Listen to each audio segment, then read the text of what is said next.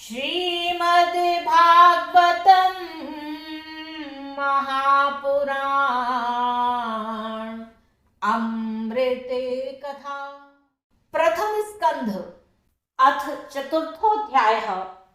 महर्षि व्यास का असंतोष। व्यास जी कहते हैं, उस दीर्घकालीन सत्र में सम्मिलित हुए मुनियों में विद्या वयोवृद्ध कुलपति ऋग्वेदी शौनक जी ने सूत जी को पूर्वोक्त बात सुनकर उनकी प्रशंसा की और कहा। शौनक जी बोले, सूत जी, आप वक्ताओं में श्रेष्ठ हैं तथा बड़े भाग्यशाली हैं। जो कथा भगवान श्री सुखदेव जी ने कही थी, वही भगवान की पुण्यमयी कथा कृपा करके आप हमें सुनाइए। वह कथा किस युग में, किस स्थान पर और किस कारण से हुई थी? मुनिवर श्री कृष्ण द्वैपायन ने किस की प्रेरणा से इस परमहंसों की संहिता का निर्माण किया था?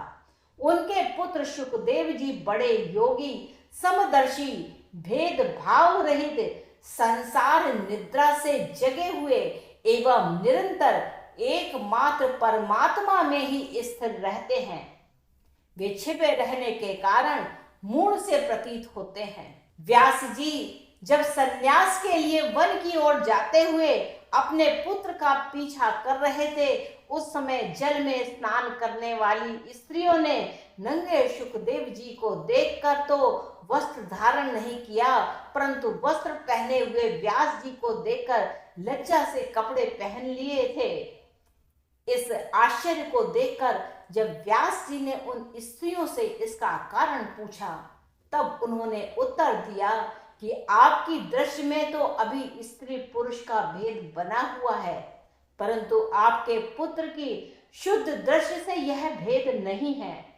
कुरुंजांगल देश में पहुंचकर हस्तिनापुर में वे पागल, गूंगे तथा जड़ के समान विचरते होंगे।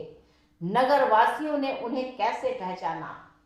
पांडव नंदन राजर्षि परीक्षित इन मौनी सुखदेव जी के साथ संवाद कैसे हुआ, जिसमें यह भागवत संहिता कही गई? महाभाग श्री सुखदेव जी तो गृहस्थों के घरों को तीर्थ रूप स्वरूप बना देने के लिए उतनी ही देर उनके दरवाजे पर रहते हैं जितनी देर में एक गाय दूही जाती है। सूत जी, हमने सुना है कि अभिमन्यु नंदन परीक्षित भगवान के बड़े प्रेमी भक्त थे। उनके अत्यंत आश्चर्यमय जन्म और कर्मों का भी वर्णन कीजिए। वे तो पांडव वंश के गौरव बढ़ाने वाले सम्राट हैं। वे भला किस प्रकार से साम्राज्य लक्ष्मी का परित्याग करके गंगा तट पर मृत्यु पर्यंत अनशन व्रत लेकर के बैठे थे। शत्रुगण अपने भले के लिए बहुत सा धन लाकर उनके चरण रखने की चौकी को नमस्कार किया करते थे। वे एक वीर युवक थे। उन्होंने उस दुस्त्यज लक्ष्मी को अपने प्राणों के साथ भला क्यों त्याग देने की इच्छा की? जिन लोगों का जीवन भगवान के आश्रित है, वे तो संसार के परम कल्याण, अभ्युदय और समृद्धि के लिए ही जीवन धारण करते हैं। उसमें उनका अपना कोई स्वार्थ नहीं होता। उनका शरीर तो दूसरों के हित के लिए ही था। उन्होंने विरक्त होकर उसका परित्याग क्यों किया? वेदवाणी को छोड़कर अन्य समस्त शास्त्रों के आप पारदर्शी विद्वान हैं। सूत जी, इसलिए इस समय जो कुछ हमने आपसे पूछा है वह सब कृपा करके हमें बताइए। सूत जी ने कहा, इस वर्तमान चतुर्युगी के तीसरे युग द्वापर में महर्षि पराशर के द्वारा वसु कन्या सत्यवती के गर्भ से भगवान के कलावतार योगी राज व्यास जी का जन्म हुआ। एक दिन वे सूर्योदय के समय सरस्वती के पवित्र जल में स्नान आदि करके एकांत पवित्र स्थान पर बैठे हुए थे। महर्षि भूत और भविष्य को जानते थे। उनकी दृष्टि अचूक थी। उन्होंने देखा कि जिसको लोग जान नहीं पाते, ऐसे समय के फेर से प्रत्येक युग में धर्म संकरता और उसके प्रभाव से भौतिक वस्तुओं की भी शक्ति का ह्रास होता रहता है। संसार के लोग श्रद्धाहीन और शक्ति रहित हो जाते हैं। उनकी बुद्धि कर्तव्य का ठीक ठीक निर्णय नहीं कर पाती और आयु भी कम हो जाती है। लोगों की इस भाग्यहीनता को देखकर उन मुनीश्वर ने अपनी दिव्य दृष्टि से समस्त वर्णों और आश्रमों का हित कैसे हो इस पर विचार किया।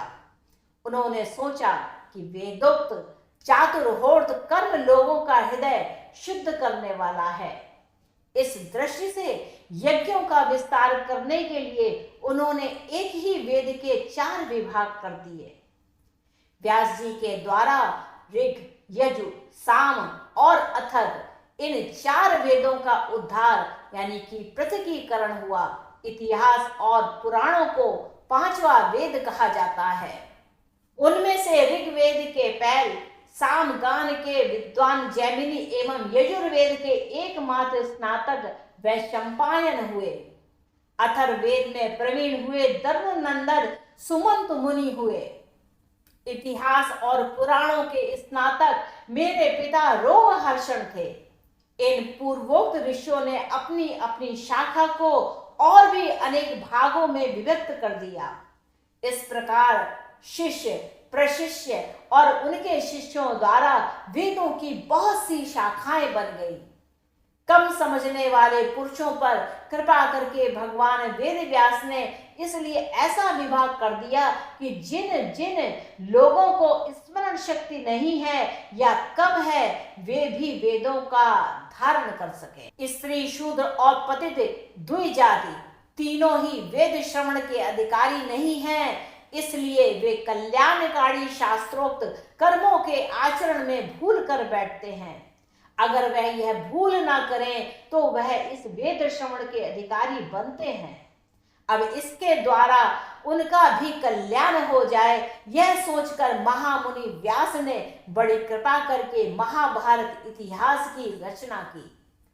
शौनक आदि ऋषियों यद्यपि व्यास जी इस प्रकार अपनी पूरी शक्ति से सदा सर्वदा प्राणियों के कल्याण में लगे रहते हैं, तथापि उनके हृदय को संतोष नहीं हुआ। उनका मन कुछ खिन्न सा हो गया। सरस्वती नदी के पवित्र तट पर एकांत में बैठकर धर्मवेत्ता व्यास जी ने मन ही मन विचार करते हुए इस प्रकार से वह कहने लगे। मैंने निष्कपट भाव से ब्रह्मचर्य आदि व्रतों का पालन करते हुए वेद गुरुजन और अग्नियों का सम्मान किया है और उनकी आज्ञा का पालन किया है।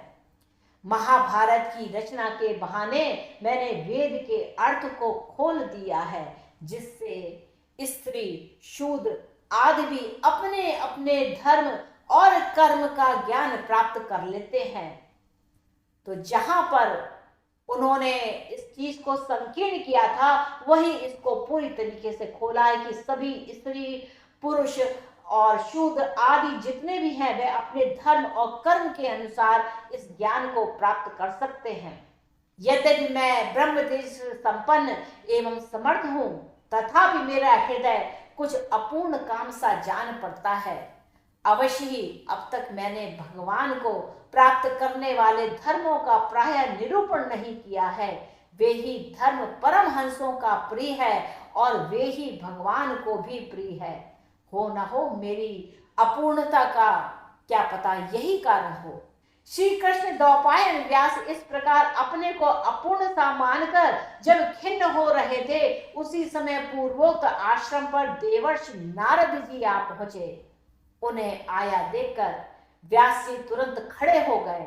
उन्होंने देवताओं के द्वारा सम्मानित देवर्षि नारद की विधि पूर्वक पूजा की। इति श्रीमद्भागवते महापुराणे पारमहंस्याम सहितायां प्रथम स्कंदे नैमिषीयोपाख्याने चतुर्थोऽध्यायः संपूर्णम्। कृपया इस एपिसोड को लाइक कीजिए, इसको शेयर कीजिए अपने परिवार के साथ, अपने मित्रों के साथ, और हाँ, चैनल को सब्सक्राइब करना बिल्कुल मत भूलें।